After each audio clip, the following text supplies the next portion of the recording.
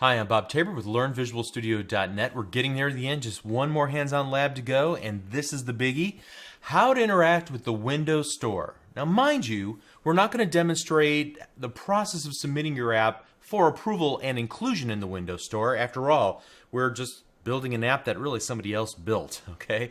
But we're looking at this from a programmatic perspective. How can we enable a trial version of our app or limit the features or limit the time that the user can use the app for a trial period? How can we sell in-app items? How can we retrieve licensing information for an app in order to determine whether the app is in trial mode or which, if any, in-app items that have been licensed for this particular user?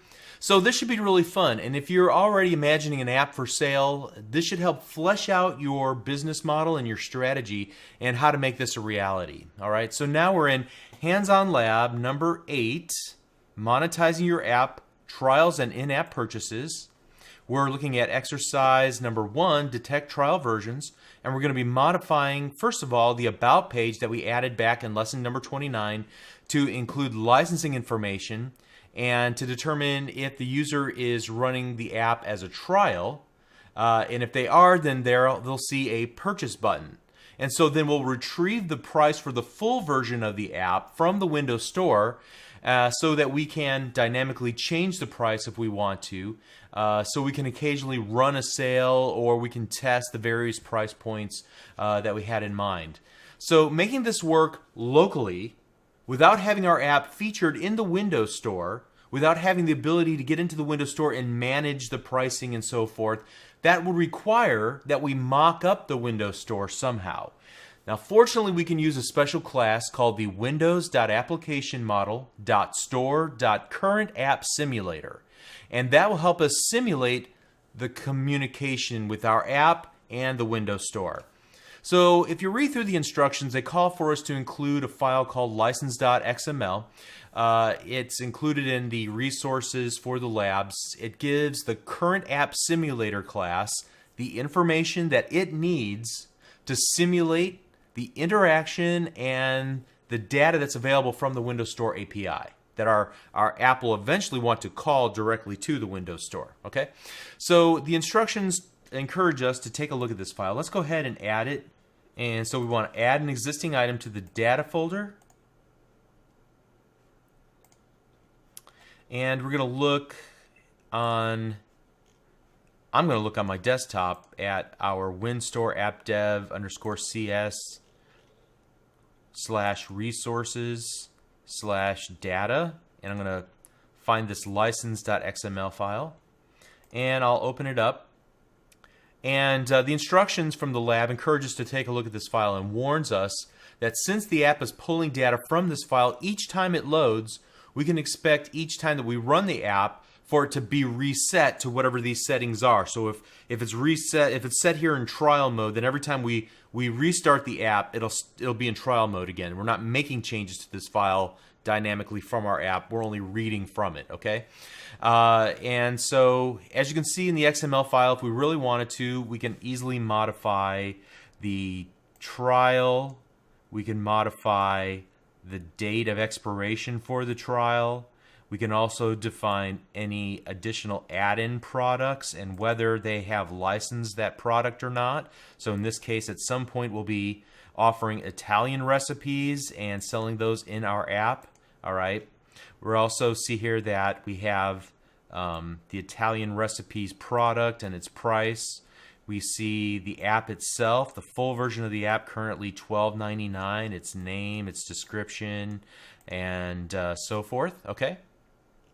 So now just want to make hopefully what should be an obvious point here, but once we're ready to send this app to the Windows Store for inclusion, we would want to remove this configuration file as well as any code that we write in this and the subsequent labs that access this file because this is just for mocking up that interaction. Once we have the real interaction with the Windows Store, we won't need this anymore, right? Okay, so let's continue on here. It asks us to open the app.xaml.cs and add the following statements to the onLaunched. And so here what we're doing is just opening up that license.xml file, and then we're going to load the simulator file into the current app simulator, which is expecting this license file. Okay, so let's go ahead and copy that and then go into our app.xaml.cs, and then let's scroll down and find where we're supposed to insert it. I believe it is right around here. And so while I didn't address this specifically in the previous lesson, this line of code is making sure that you have internet access before you try to register with the Windows notification services. So if we do have internet connection, now would be a good time to go ahead and then access the Windows Store API. And here we'll just simulate that.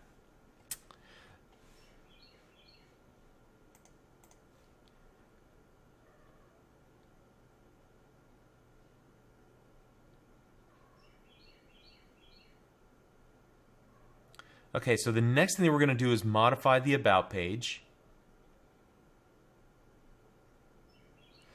And we're also going to create a new app license data source. So this will be a data source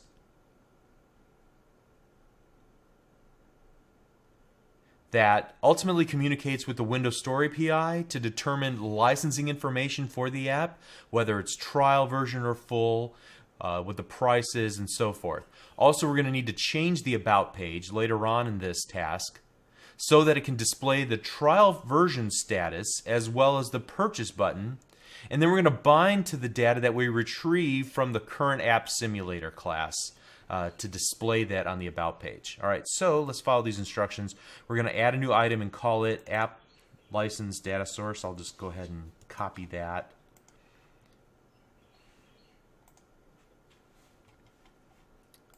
And we want to put this in our data model folder. So I'm going to right click, add class, and I'm going to call this the app license data source.cs. Let's go ahead and select all, and I believe we're going to paste the code that we have here in our instructions over it, and then we'll look at it.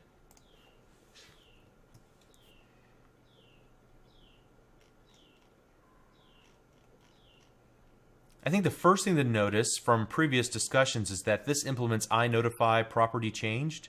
And so if we look in the constructor, we can see that if the license information were to change, we have an onLicense changed event handler.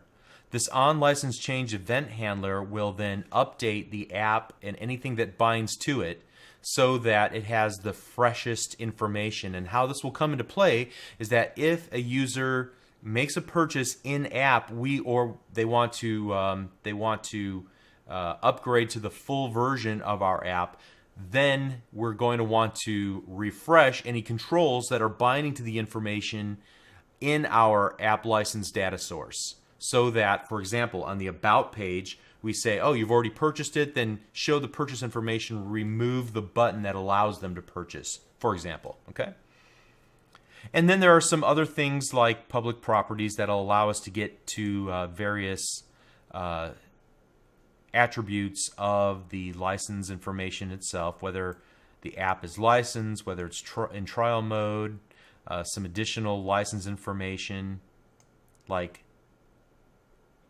whether it's in trial version or the date that it's valid to, and of course the price, the formatted price. All right, we have a little work to do. You can see we're missing something here. This is going to essentially dispatch any of the updates to run on a second thread in our app so that our app continues to be fast and fluid, and yet updates are being made to the UI, specifically anything that binds to these three properties. And we've seen this property changed event args. This dispatcher is new. And we're going to add it now, I believe, in the very next step of our instructions here. All right, so here we go. We're going to add this to the as a member and property of the app class. And it says before we go to test our license, we need to cache the app's dispatcher because the license change event can fire in a background thread, and we are using data binding to update our UI from within the event. So again, we want this to execute in the background and keep our app responsive while the user is working inside of it. Okay, so we're going to add this to the app.xaml class. So let's go there. We already have it open, and let's just go to the very, very top of the class and paste it here.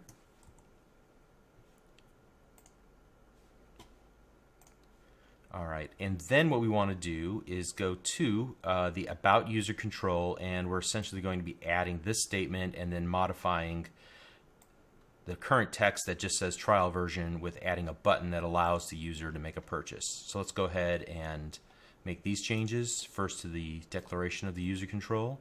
So the About User Control. Here we go, and we'll just replace this entire declaration. And then we're going to add this Boolean divisibility converter. And again, the property we're going to be binding to is the isTrial, and we're going to need our Boolean divisibility converter in order to change it from true false to visible collapsed, right? So let's start that process. Let's go to the resources. Oh, we'll need to add that there. And you can see that it doesn't find this app license data source just yet.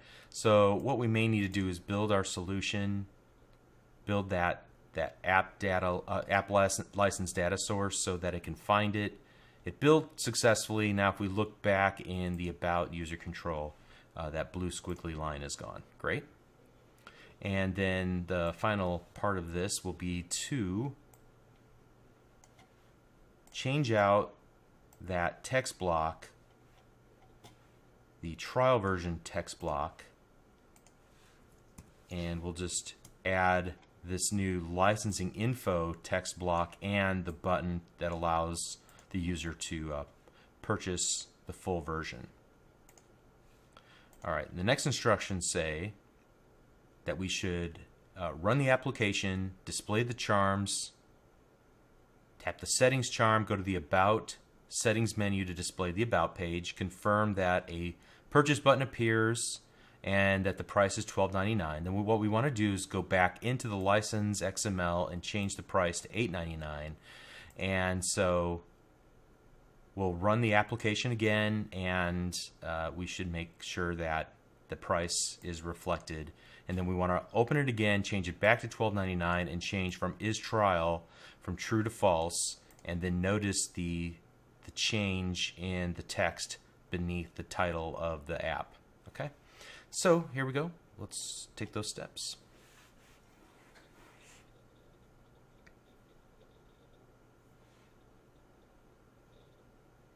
All right, so let's go to the charm, settings charm, we'll go to About. All right, so you can see we're in trial version, and we can upgrade to the full version for $12.99. So let's exit out. I'm going to change the license from $12.99 to $8.99. Run.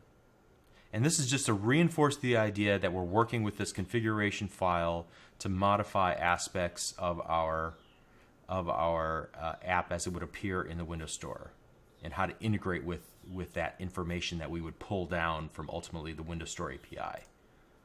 Okay, so now the full version is $8.99. And then the last thing we're called to do is change that price back, and then change from isTrial true to isTrial false.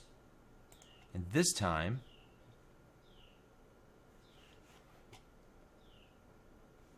when we go to the About page, we can see that it is valid until December 31st, 2022. So we have the full version now. Okay, great.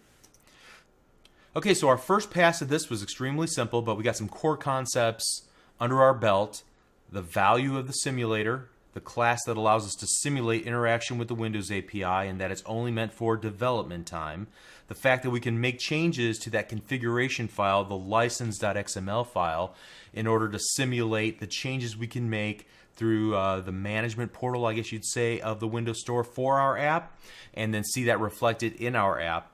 And then also we've wired up some this app license data source, and so it is going to spin off a thread that will make any updates to our UI whenever licensing information from the Windows Store API is changed, and we're going to do that in the next lesson. So we've got a lot of good groundwork set up, and we'll continue on in the next lesson. Thank you.